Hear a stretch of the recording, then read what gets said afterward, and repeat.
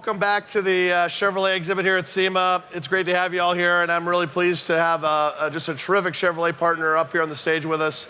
He's a driver of the number 42 Target Chip Ganassi with Felix Sabates, Chevrolet SS, Juan Pablo Montoya. Juan, welcome to the Chevy stage. How are we doing? Great to see you.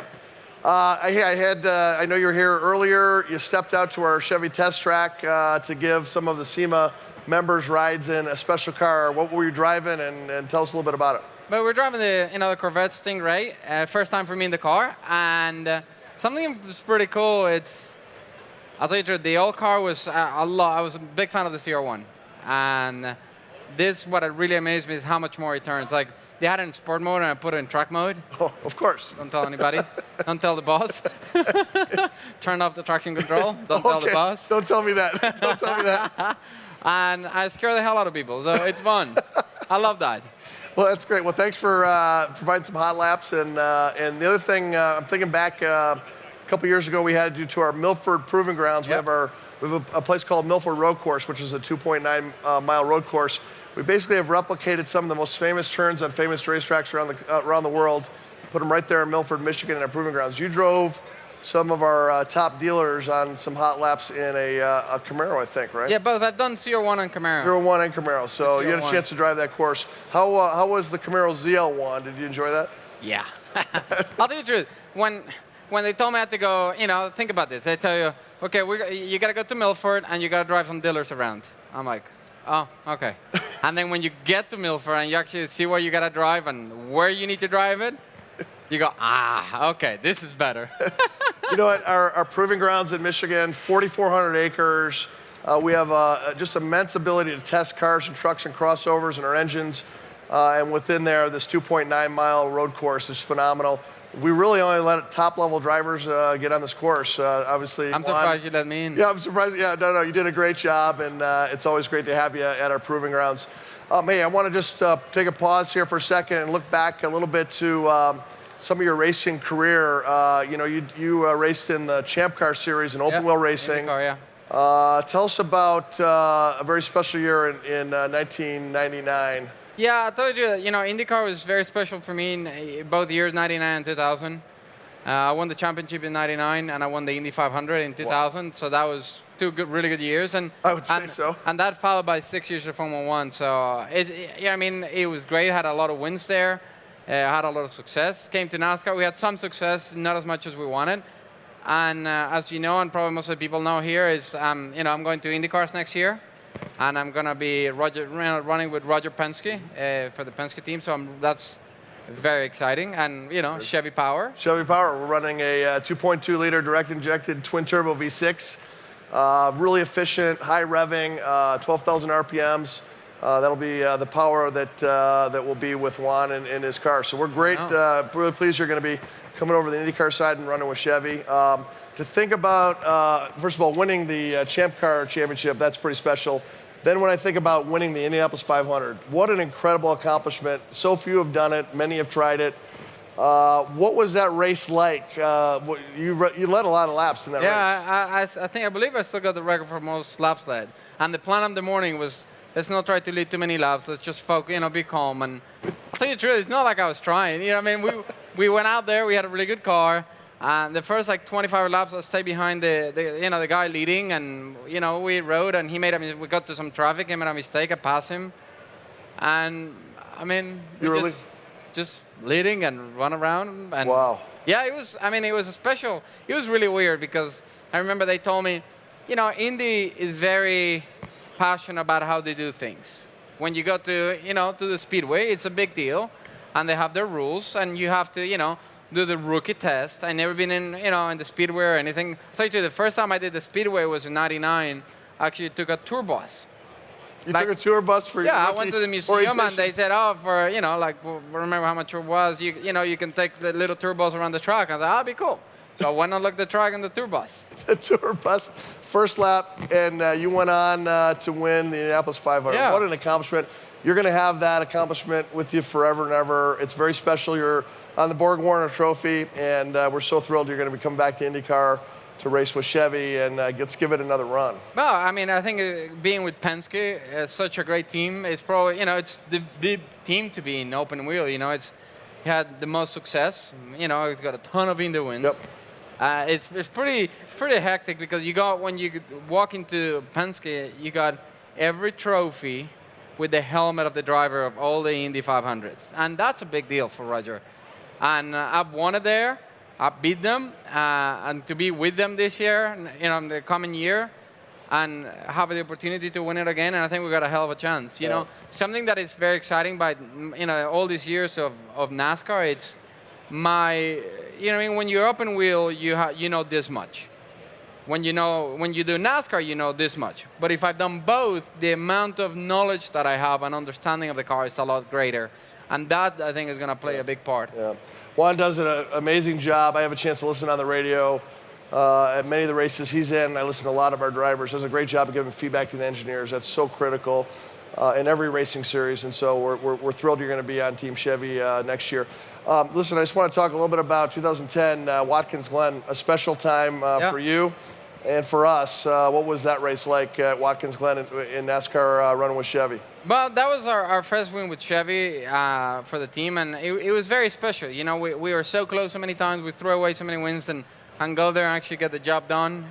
You know, we had the car to beat. We really dominated all year, and since then we've been really good there. It just things tend to break and fall apart and be always in the wrong strategy, and it's hard. Right. No, I tell you what, at the professional level, it's so hard to win, and to see what it takes in terms of preparation, strategy, incredible driving, persistence, kind of that never give up attitude. That's what it takes. And gosh, we've been so close together this year. A couple races, I mean, right there, have a shot at a win, and then something else. A yellow comes up, some debris, whatever, and the field reshuffles. But Till, you're a hell of a driver. We're so thrilled you're on the team. Hey, let's just talk for a minute about things you do off the track. You're real active with your family. I think, what are some of the activities you guys do as families? I know you're outside all the time. But something that's interesting now is my son. I have a boy and two girls. My son's been racing for a year now, go-karts. And one of the coolest things, he actually Sunday won his first race. Congratulations. So that was... It was proud funny. Moment. Yeah, I was pretty mad because we had actually a really good car over the weekend, and right front tire eliminated halfway through the race, and we lost a couple of laps by doing so. So I was kind of pissed off with that. And when you have a good car and you don't finish well, it's pretty frustrating. Right. And I got out of the car and kind of mad, and I look at my PR girl and says, "Sebastian just won." I'm like, made my day. Things are great. Exactly. You know what? As a parent, when you see the success of your children, it's a pretty special moment. And in this case, you're probably giving him a little coaching, but on the other hand, he probably has people around him on his race team that do that day to day. So you're also a dad, and a pretty special accomplishment for him. Yes. And I know you and your wife are very proud of them. How about? I think Juan was one of the very first people to buy a Volt. Yes. And how do you like bought the Volt? It's not. Being honest, you didn't buy it. It's not like they try it. We went. They do every year, beginning of the year. They kind of show us, just make sure for media and everybody else, they show us what products are coming, what's good, what's new and exciting, what's staying the same. And when they announced the Volt, I thought it was such a good idea. I told them the day they showed us, and the car was probably a year away. I said, I want one. And it's funny, actually it's got because we had to get it in California, it's got a Jimmy Johnson's plate on it. It does. It does. I remember that. Well, bottom line is Juan was one of the very first people to actually buy the Volt.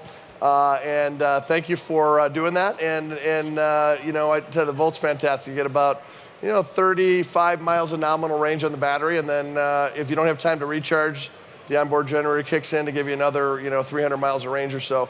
So that's pretty cool. Now, I love it. I still use it all the time, and I love the car, One of the vehicles that we introduced here, I haven't had a chance to show it to you yet, but it's a Spark electric vehicle. And this is all battery electric.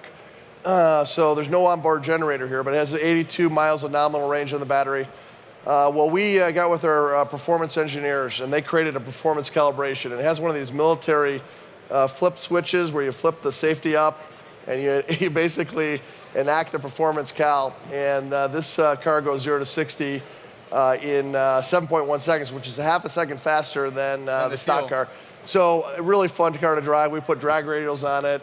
What a blast. So we brought it to SEMA to kind of show a new aspect of performance. And so there's going to be a chapter written here at SEMA over the next couple of years and for the next couple decades. You know what's amazing electric about, cars they and told me about performance. that car that it was amazing, and they told me that the first 80% of the battery charges really quick. Well, it does. Now, you have to have a special charger to do it, but it does have fast charging capability. In about 20 minutes, you get 80% of the battery charged up, but you have to have a special charger. There's a few of them out there. We hope there'll be many, many more in the coming years, but pretty cool. So, well, listen, I want to just thank you for being such a great member of Team Chevy. You represent us so well, and thrilled you're coming back. We got 2 more races in NASCAR. Yeah. Where are you going next week and the following week? Yeah, NASCAR? we go Phoenix this weekend, and then Miami, my home race, my last race with That's right, Ganassi. going home? That's Yeah, I'm going going home, no, so no traveling That's for great. the last race. And then actually a week after that, I'm in the Indy car. I'm driving the Indy car a week after that. That is amazing. Okay, two more quick questions.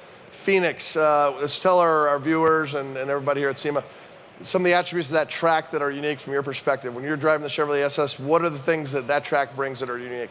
But something that happened, it was repaved last year. Okay, repaved. So, and they reconfigured the track a little bit. So it's something they did. The inside of the track used to be grass in the back straight, and they made it all asphalt. So like in the restarts and stuff, you can actually cut probably 30 or 40 feet by going. But the problem is you gain a lot, but because people don't really go through there that much, the amount of dirt you pick up on your tires. So you gotta make sure if you do it that you gotta back off enough into the corner so you don't run into people. But it's fun. It's a hell of a challenge. It's something that always happens with NASCAR is when they repave the track, they bring a really hard tire because of the temperature. So as the track starts wearing, they start changing the tire, and it always makes it interesting. Sometimes the tire lasts a long time, and when they last a long time, it becomes a strategy of changing 2 tires. So it changes how the strategy in the pits is. And through practice you see it, and whoever as a team does a better job on understanding the tires, they'll have a huge advantage in the race. And then how about Homestead, Miami Homestead? Tell us about that track, any unique aspects that you look at that track for. Well, Homestead is a very interesting track because something that happens is it sits in the sun. I live there all day, hot, humid. So a lot of, the track shows a lot of stones and it's very abrasive. And when they're like this, eats the tires up. I mean, when I tell you eats the tires up, is over 10 laps, you'll slow down more than 2 seconds, easily. Wow. 2.5 seconds over 10 laps. So when you slow down so much, tire management is important. The other thing that happens is, in the first few laps, you want to run the bottom because it's the shorter distance. But as you don't have, the tires where you start sliding, you want to run higher. And, and we started doing what they call rim riding, that you're like, with the vents like right there. I mean, honestly, it's like, you get out of the gas, you turn, and you, like, it doesn't get old. You left, you brake, and you're like, here comes the wall. Oh, okay, I didn't hit it. And that happens, it's 400 miles, so it's like 260 laps. And every time you go into the corner high, you're like, you left and you're hoping, please don't step out, please don't stop, because if it does, you don't have room. I mean, you plan to, by the time the car stops sliding, you want to be about that far off the wall. Wow. Because if you're that far off the wall, there's not a lot of grip because there's a lot of rubber. When you're really close to the wall, there's a lot of grip. There's a lot of grip. Well, it takes a true professional to kind of run at those speeds with that kind of precision. I'm glad to hear that even a professional driver is worried about the car stepping out at speed. But it's great to have you here. Everybody, please help me joining and recognizing Juan Pablo Montoya, our driver of the number 42 Chevrolet. Thank you, buddy. Great to be with you. Thank you, guys.